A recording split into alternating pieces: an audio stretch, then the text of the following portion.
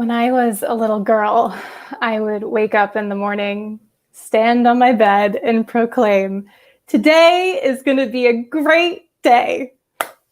And I meant it. I was excited to be alive. I loved living just because.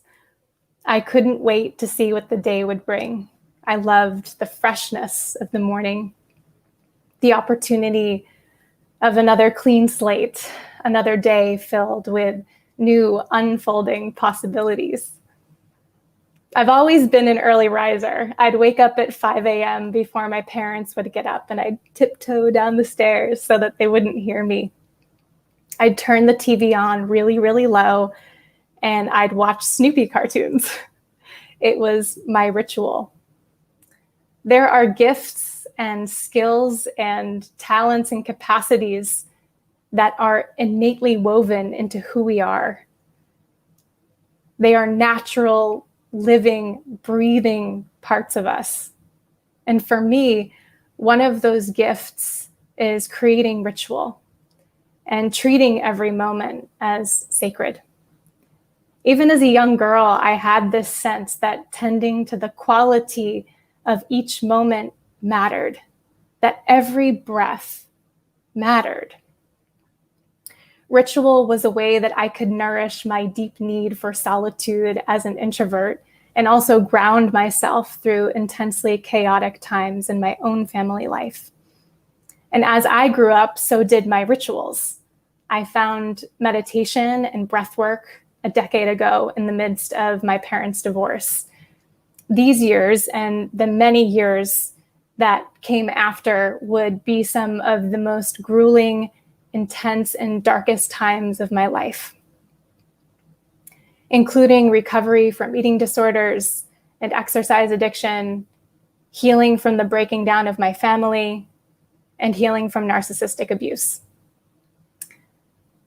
I believe in rituals that help us to welcome in the new and reverently release the old.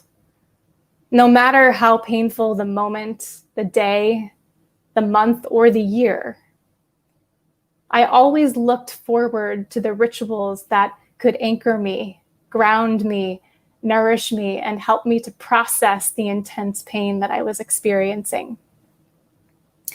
Breath work was one of those rituals. After a literal come to Jesus moment, ask for a miracle kind of night, I was led the very next day to a metaphysical text called A Course in Miracles. It fell at my feet. I am not making this up. I began studying and practicing this text every single day, and it was there that I began to learn the power of meditation and affirmation and following my breath. I began with 1 minute.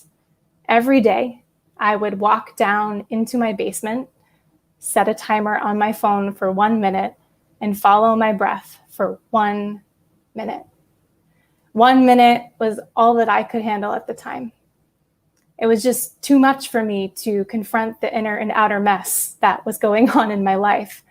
But slowly, day by day and week by week and month by month, I began to increase the minutes, and I began to get a small taste of peace and stillness and joy for being alive that had lived inside me as a little girl.